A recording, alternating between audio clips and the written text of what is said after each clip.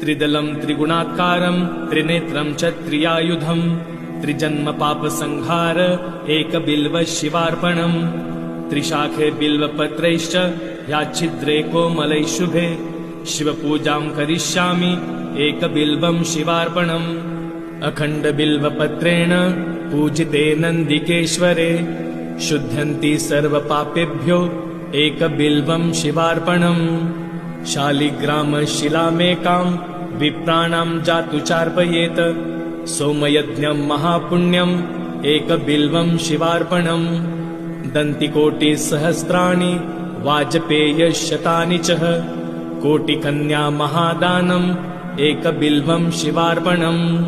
लक्ष्म्यास्तनुत उत्पन्नं महादेवस्य च प्रियं बिल्ववृक्षं प्रयच्छामि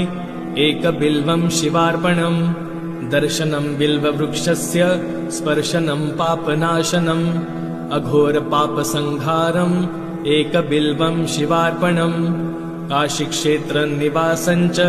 कालभैरवदर्शनम् प्रयागमाधवं दृष्ट्वा